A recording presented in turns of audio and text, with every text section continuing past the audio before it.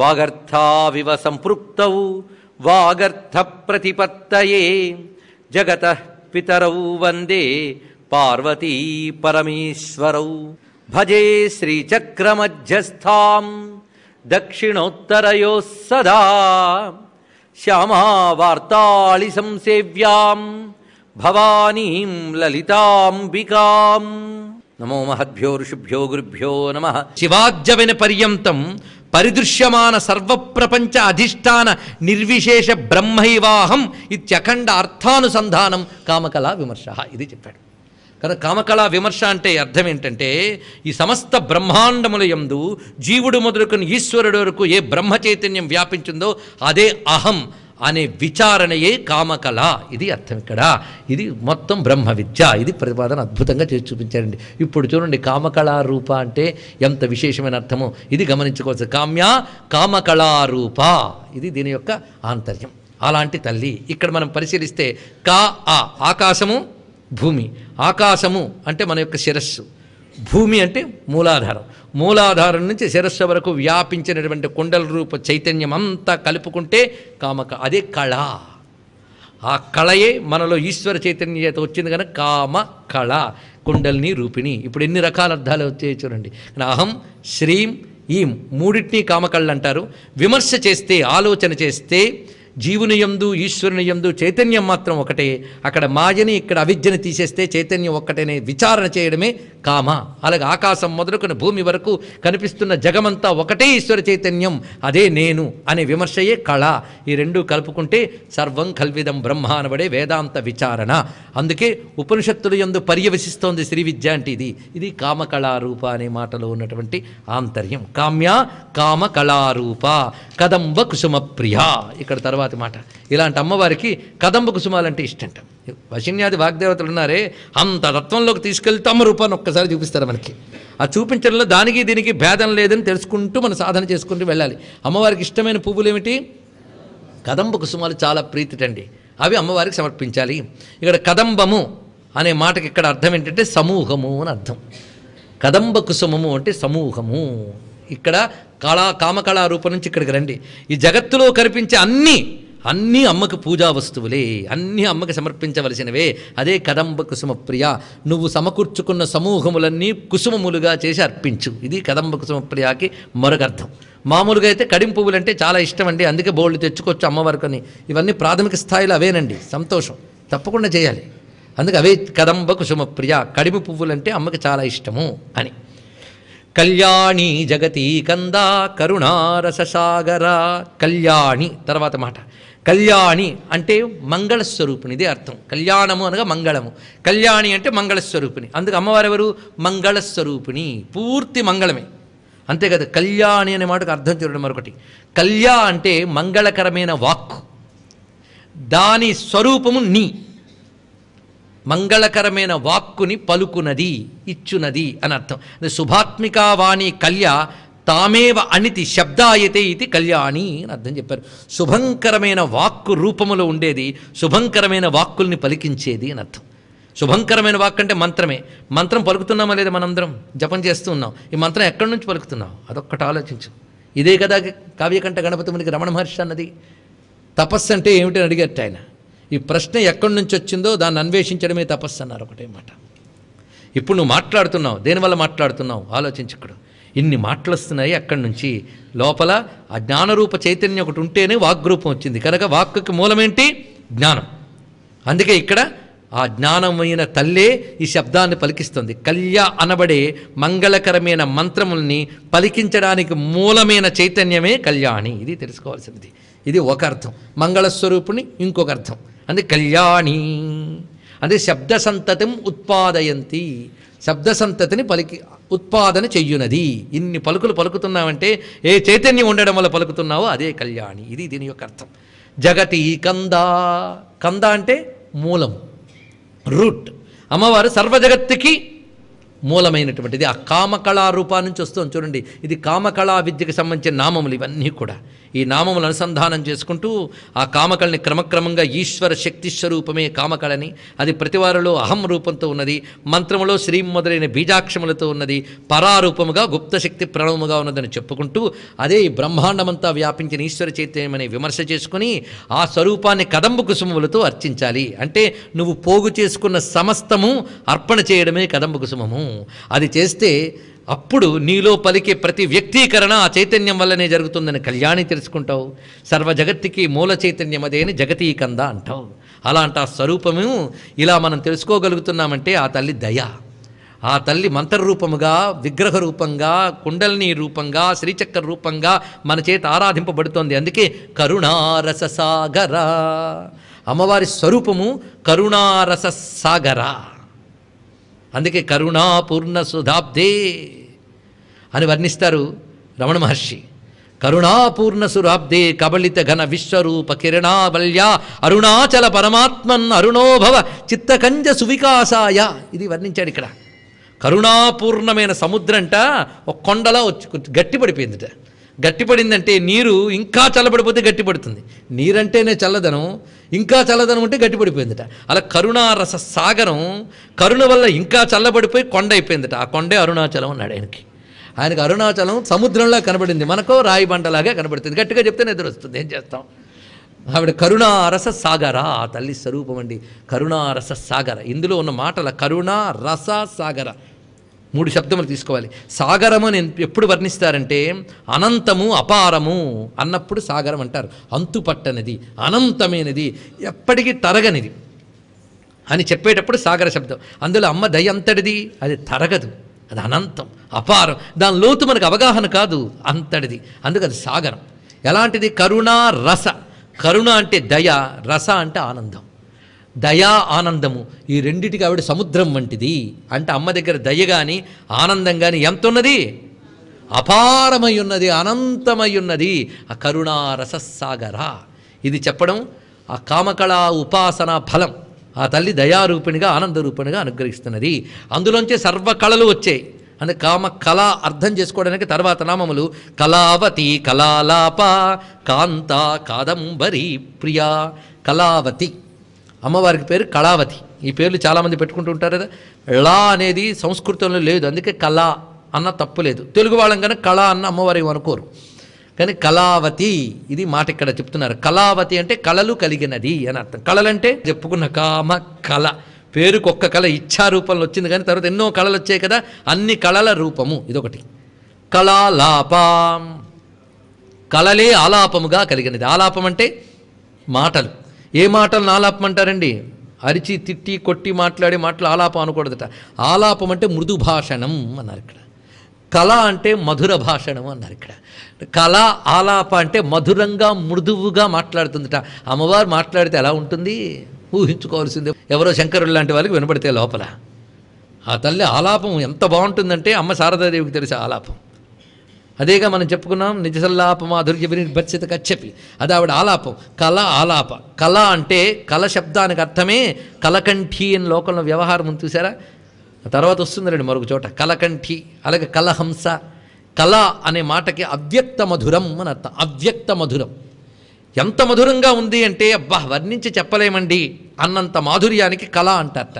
కళ అనగా అవ్యక్త మధురం, వర్ణించడానికి వీలు కానంత మాధుర్యం ఉన్నప్పుడు కళ అంటారట. ఆలాపం అంటే వాక్కులు.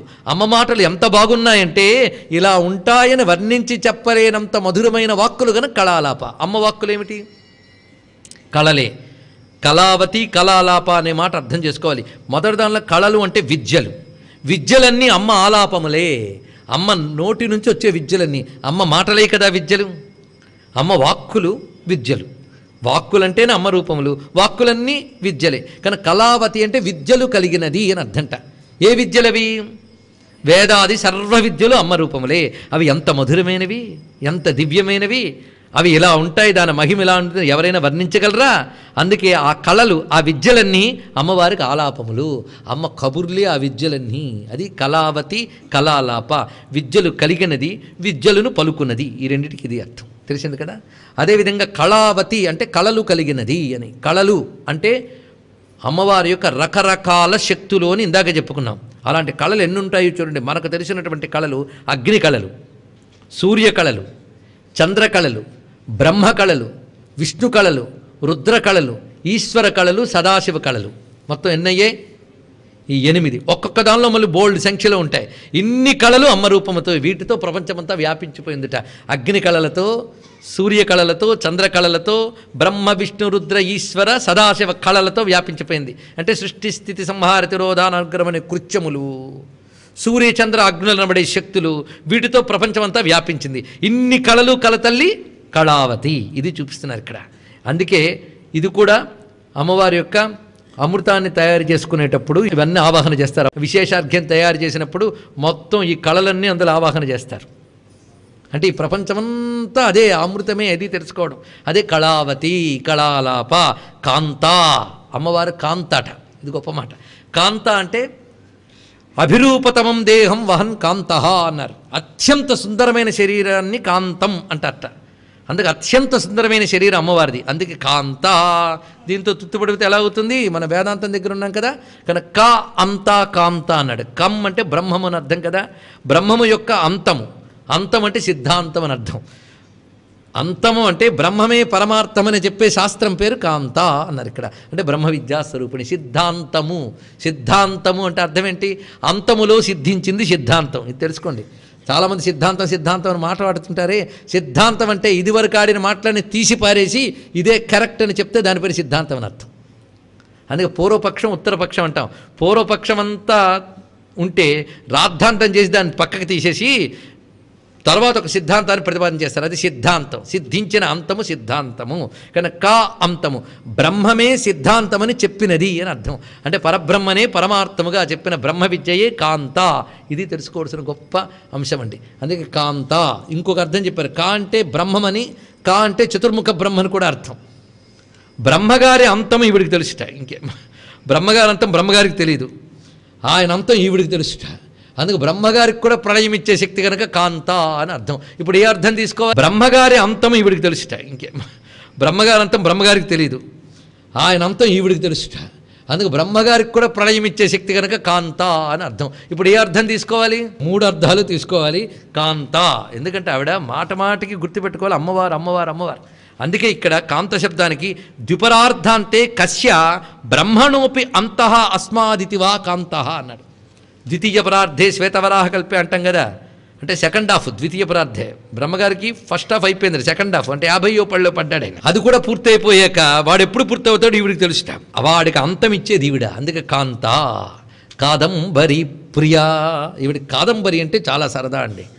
కాదంబరి అంటే కళ్ళు. కాదంబరి ప్రియ అంటే ఇప్పుడు చూడండి, కాదంబరి అంటే కళ్ళు అంటే చాలా ఇష్టంట. అందుకే వెంటనే వామాచారులు అమ్మవారికి కళ్ళు అంటే చాలా ఇష్టం కనుక మేము కళ్ళు ఇస్తున్నాం, మీ లలితా శాస్త్రంలో ఉందండి అన్నారు. చిత్రం ఏంటంటే లలితా శాస్త్రం అంటే వామాచార పురాణులకి చాలా ఇష్టం, ఇటు దక్షిణాచార సంప్రదాయం వాళ్ళకి అదే ఇష్టం. మరి ఏం చెప్తాం ఇప్పుడు కాదంబరి అంటే? ఇది చాలా విశేషమైన అంశం. దీని గురించి ఇప్పుడు పరిశీలన చేద్దాం. కాదంబరి అనగా కళ్ళుని అమ్మవారికి ఆరాధించేటువంటి వామాచార పరులు. అది తప్ప ఉప్ప మనకొద్దు, వాళ్ళకి అది కరెక్ట్, మనకది గ్రాహ్యం కాదు. మరి ఇప్పుడు కాదంబరి మనకే అర్థంలో చెప్పాలి. ఇది వివరిస్తున్నారు. కాదంబరి అనే మాట అమ్మవారికి మనం ఏ అమృతాన్ని సమర్పణం చేస్తున్నామో దాని పేరు కాదంబరి. ఇది ఒక్కటే అర్థం, అది కాదంబరి. అందుకే కాదంబరి ప్రియా అంటే ఆ అమృతము. సరిగ్గా అమృతాన్ని ఏమంటారో చూడండి. సంవిన్మయే పరానందే పరామృత రుచి ప్రియే. అది ఇక్కడ సంవిన్మయే పరానందే పరామృత రుచి ప్రియే. నేను ఇక్కడ క్షీరము మొదలైనతో ఒక విశేషార్ఘ్యామృతాన్ని చేసి అమ్మవారికి బిందు తర్పణ సంతుష్ట అని వేస్తున్నాను. చెప్పాం కదా, లలితా సహస్రనామాలు ఊరికిన మహిమ చెప్పే నామాలు కావు.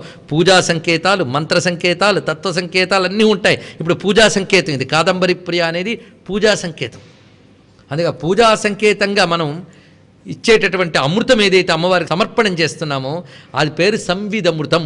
సంవిత్ అంటే జ్ఞానము, అదే పరామృతము.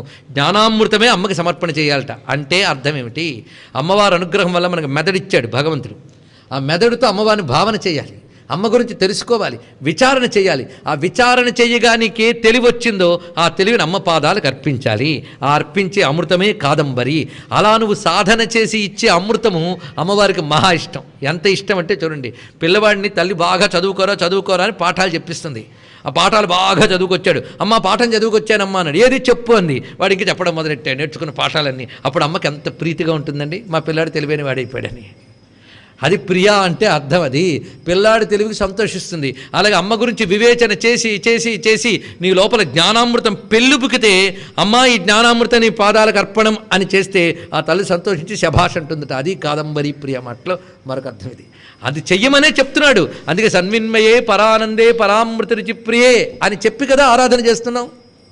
అందుకే జడులు చేయరాదు, అక్కడ ఏం చేస్తున్నామో తెలియదు. అక్కడ మంత్రమే, పూజలో చేసే మంత్రమే ఇక్కడ చెప్పడం జరిగింది. అది సంవిదమృతం, పరామృతం. పరామృతమే కాదంబరి. ఇప్పుడు మనం కదంబ కుసుమాల నుంచే వచ్చే మకరందానికి కాదంబరి అని పేరు. ఇది కూడా తెలుసుకోవాలి. కదంబ కుసుమ మకరందం కాదంబరి. దీని కళ్ళు అనే అర్థం ఉన్నా పక్కన పెడదాం. ఇప్పుడు కదంబ కుసుమాలంటే చెప్పుకున్నాం, ఇప్పుడు పట్టుకోవాలి. కదంబ కుసుమం అంటే ఏం చెప్పుకున్నాం? ఈ ప్రపంచంలో ఉన్న సర్వ సమూహములు కదంబ కుసుమములే. దానిలో మకరందం అమృతం, దానిలో మకరందం సార వస్తువు. ఆ సారవస్తువైన జ్ఞానం ఏదైతే ఉన్నదో అదే అమ్మవారికి అర్పణము. అది కాదంబరి ప్రియ. ఇది తెలుసుకోవాల్సింది. అలాగే కాదంబరి అంటే శాస్త్రంలో సరస్వతీదేవి అని అర్థం అండి. అదే కాదంబరి ప్రియ అంటే సరస్వతీదేవి అంటే చాలా ఇష్టంట. సరస్వతి అంటే ఎవరు? విద్యలు. విద్యలంటే ప్రీతి. ఎప్పుడైనా జ్ఞానం అంటే ప్రీతి ఉన్నవాళ్ళే గొప్పవాళ్ళు కదా. భారతీ తీర్థస్వామి వారి వద్దకు వెళ్ళి మామూలుగా ఏమండి మాకు పిల్లలు పుట్టడానికి ఏదైనా చెప్పండి, దేనికేం చెప్పండి అన్నారనుకోండి. సరే కానివ్వండి అంటూ ఉంటారు. ఆయన ఎందుకు నిరాశపరుస్తారు? కానీ అక్కడికి వెళ్ళి అథాతో బ్రహ్మ జిజ్ఞాస గురించో వేదాంతం గురించో చర్చ చేయండి అని ఎంత ఆనందిస్తారు.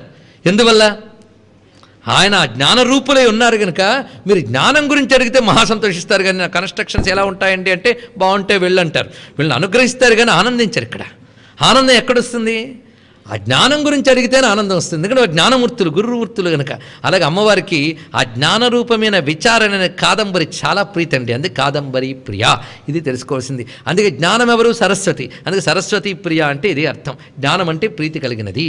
ఎలాగయ్యా చెప్పేవంటే కళావతి అంటే విద్యలని చెప్పేం గనక కాదంబరికి సరిగ్గా సరిపోతుంది. సర్వ విద్యల సారమైన విషయం ఇది. ఇలా మనం కాదంబరి ప్రియ నామని చెప్పి వరదా వామనయన వారుణీమద ఫిఫ్ఫల. వరద అమ్మవారి యొక్క గొప్ప నామాల్లో ఇదొకటి. వరద. వరద అంటే సులభంగా తెలుస్తున్నది, వరములు ఇచ్చున్నది. వరము అంటే కోరిక, అన్ని కోరికలు తీరుస్తుంది. ఇది ఎంతనండి మొత్తం వేదాంత విషయం ఇదంతా కూడా. అసలు వరదా వామనైన వారుణీమద ఫిఫ్ఫల అనే 3 వాక్యములు కలిపి గుంపు. ఇందులో వకారంతో మొదలవుతుంది చూడండి. వా అమృత బీజం. అందుకే ఈ నామం కానీ బాగా చదవగలిగితే అమృత బీజం లభించే ఆయుష్ కూడా వృద్ధి చెందుతుంది ఈ నామాలు అనగలిగితే. వకార నామాలు వరద వామనయన వారుణి మద విహ్వల విశ్వాధిక వేదవేద్య వింధ్యాచల నివాసిని విధాత్రి వేదజనని విష్ణుమాయా విలాసిని. ఆ గుంపు అలాగే వకార నామములు. వకారం అమృత బీజం. అది ఇక్కడ. అలా ఇక్కడ వకారంతో వరద వామనయన వారుణి మద విహ్వల 3 నామాలు వచ్చాయి ఇక్కడ. వరద వరములు ఇచ్చున్నది. ఎవరికి ఇస్తుంది వరములు? ఎవరు ఆశ్రయిస్తే వారు వరములన్నీ ఇస్తున్నది కనుక కోరినవి ఇచ్చు తల్లి అని దీని యొక్క అర్థం. అలాగే వరం అంటే శ్రేష్టము అని అర్థం. శ్రేష్టమైనవి ఇస్తుంది. మనకు మామూలుగా ఇవ్వకూడదు కదండి, శ్రేష్టం కావాలి. 10 రూపాయల వంకాయలు కొన్నా 10 మార్లు ఎంచుతాం మనం. ఎందుకంటే వరం కావాలి మనకు. వాటిలో శ్రేష్టమైన కావాలి. పుచ్చువి అవక్కర్లేదు కదా. అందుకే మంచి ఎంపిక చేసుకుంటాంట. అందుకే అమ్మ కూడా మనకి ఎలాంటివి ఇవ్వాలి? శ్రేష్టమైనవి ఇవ్వాలి. నేను కోరిన వాటిల్లో శ్రేష్టమైనవి ఇవ్వాలి. అందుకు వరద. శ్రేష్టమైనది ఏది? బ్రహ్మజ్ఞానం, మోక్షం. వరం అంటే మోక్షము, జ్ఞానము. అది ఇచ్చే తల్లి వరద. అది ఇక్కడ. అయితే ఎలా చెప్పేవయ్యా వరద? ఇక్కడ చూడండి. నచికేతుడు యముడి దగ్గరికి వెళ్ళాడు, అవునా లేదా? వెళ్ళినప్పుడు ఏం కావాలని అడిగాడు యముడు. ముందు కొన్ని అగ్ని విద్యలు అడిగాడు. నచికేత అగ్ని ఇత్యాది విద్యలు ఏవో ఇచ్చాడు. ఇచ్చిన తర్వాత ఇంకా గట్టిగా ఒకటే అడిగాడు, బ్రహ్మజ్ఞానం అడిగాడు. అది తప్ప ఏదైనా ఇస్తానన్నాడు. చూడండి, అది మహా కష్టం. నీకు ఏ లోకమైనా ఇస్తాను కానీ బ్రహ్మజ్ఞానం మాత్రం ఇవ్వనన్నాడు ఆయన. ఇంకేదైనా కోరుకో అన్నాడు. ఇంకేదైనా కోరుకో అంటే పిల్లాడికి తెలియదు కనుక స్వర్గలోక సుఖం, ఈ లోక సుఖం, ఆయుష్ చాలా చెప్పాడండి. మనమైతే బ్రహ్మ విద్య పక్కన పెట్టదు, ఇదేవో బాగున్నాయి, ఇందులో ఒకటి ఇచ్చినా చాలు అని అంటాం. అన్నీ చెప్పాడు ఆయన. ఇదంతా ఏంటంటే పరీక్ష పెట్టాడు. గురువు శిష్యుని పరీక్ష పెడుతున్నాడు. నిజంగా వీడు బ్రహ్మ విద్య కోసం వచ్చాడా, కాలక్షేపంగాడా? అది పరీక్ష అండి. అందుకే యముడు పరీక్ష పెట్టాడు. నీకేం కావాలి? స్వర్గలోక సుఖాలు కావాలి, ఇది కావాలి, అది కావాలన్నాడు. అంటే నా వృణీత, నాకు అది తప్ప ఇవేమీ వరించను. వరించను అక్కడ పట్టుకోండి. ఇది తప్ప నేను ఇంకోటి వరించను. వరించను ఏది తప్ప? బ్రహ్మ విద్య తప్ప మరొకటి వరించను. అంటే ఏది వరించాడు? బ్రహ్మ విద్యను వరించాడు. ఇప్పుడు వరం ఏది? దాన్ని ఇచ్చేది వరద. అది ఇక్కడ తెలుసుకోవాల్సింది. దానిని ఇచ్చే తల్లి. అక్కడి నుంచి ఉపనిషత్తుల తోటలోకి వెళ్ళి పువ్వులు ఏరుకుని రావాలండి. వరద, అందుకే వరములు ఇచ్చినది. అందుకు అమ్మవారిని కానీ నవమ్యాంచ సదా పూజ్య ఇయం దేవి సమాధిన వరదా సర్వలోకానాం భవిష్యత్ నసంశయ అని దేవి పురాణం చెప్తున్న వాక్యం. దీని అర్థం ఏంటంటే నవమి నాడు అమ్మవారిని సమాధితో పూజిస్తే ఎవరు పూజించినా వరమిస్తుంది అన్నాడు. ఎవరు పూజించినా. అయితే ఎలా పూజించాలి? నవమి నాడు పూజిస్తే వరములు ఇస్తుందంటే బాగుంది. సమాధిన ఏంటి మళ్ళీ? సమాధిన అంటే ఏకాగ్ర బుద్ధితో. ఇది ఇక్కడ అర్థం. అంతే, ఏకాగ్రముగా. అంతేగాని ధ్యాన సమాధి దగ్గరికి వెళ్ళిపోవద్దు. సమాధి అంటే ఏకాగ్రత, సమమైనది, సమముగా ఉన్నది అంటే ఏకాగ్రత. ఇటు ఇటు తోలకుండా సమముగా, బ్యాలెన్స్డ్ అని అర్థం అనమాట. కానీ సమాధి అనే మాటకి అర్థం ఏంటి? ఏకాగ్రత. ఏకాగ్రతతో నవమి నాడు అమ్మవారిని ఎవరు ఆరాధన చేస్తున్నారో వారికి ఏ లోకంలో వారైనా సరే వారికి వరద, వరములు ఇస్తాను అని అమ్మవారు మాట ఇచ్చట. అందుకే అభిమతములు ఇచ్చే తల్లి వరద.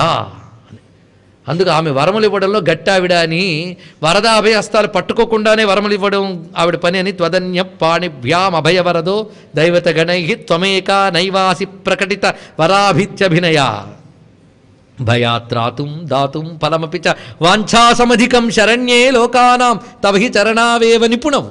అమ్మ పాదములే వరములు ఇచ్చేవి గనక వరద. అది ఇక్కడ యజ్ఞపరమైన నామములుగా లలితా శాస్త్రాలకు చెప్పుకుంటే మరొక రహస్యం ఉందండి. దానికి వరం దక్షిణాన్ దదాతి యజమాన రూపేణ ఇది వరద అన్నాడు. ఇక్కడ దక్షిణాశక్తి అంటే యజ్ఞములు యందు యజ్ఞం అవగానే దక్షిణ ఇస్తారు. ఎందుకు ఇవ్వాలి? దక్షిణ అంటే సమర్థత అని అర్థంట. సమర్థత అంటే ఫలం. దక్షిణ ఇస్తేనే యజ్ఞం చేసిన దానికి ఫలం పూర్తవుతుంది, లేకపోతే పూర్తి కాదు. దక్షిణ లోపంతో కానీ చేసాడనుకోండి సగం బుద్ధితో, ఫలం కూడా అలాగే ఉంటుందిట. అందుకే దక్షిణ ఇచ్చేటప్పుడు సంపూర్ణంగా ఇవ్వగలిగితే ఫలం గట్టిగా ఉంటుందిట. అయితే నేను దక్షిణ పుచ్చుకోను అనకూడదు. వాడు సంప్రదాయమే. గురువైన వాడు యజ్ఞం చేసిన వాడికి దక్షిణం అనేది సంప్రదాయం, అది వాడు ఇవ్వాలి, లేకపోతే ఇప్పుడు ఫలించదు. విద్య ఉచితంగా పొందరాదు, యజ్ఞం ఉచితంగా లేదు. అందుకే దక్షిణ అనేది అమ్మవారి రూపం. దేవి భాగవతంలో దక్షిణాదేవి వెనుక దేవి చెప్పబడుతుంది చూడండి. యజ్ఞానికి సార్థకనిచ్చే తల్లి. ఎందుకంటే 10 మంది సాయంతో కదా నువ్వు ఇది పని చేసుకున్నావు. దాని ఫలితం వాళ్లకు నువ్వు దక్షిణ రూపంలో ఇస్తేనే నీకు సంపూర్ణంగా దక్కుతుంది, లేకపోతే ఇదంతా వాళ్ళకే పోతుంది. అది తెలుసుకోవాల్సింది, ఇంకేమీ లేదు ఇక్కడ. అందుకే దక్షిణ రూపముగా ఉన్నది అని అర్థం చెప్పారు వరద. అలాగే రక్షాకరి కూడా యజ్ఞ భస్మానికి రక్ష అని పేరిట. ఆ యజ్ఞ భస్మముగా ఉన్నది అని రక్షాకరి నామానికి అర్థం చెప్పారు. యజ్ఞపరమైన ఎన్నో అర్థాలు దీనిలో కనబడతాయి. అందుకే అన్ని యజ్ఞాలు చేసిన ఫలం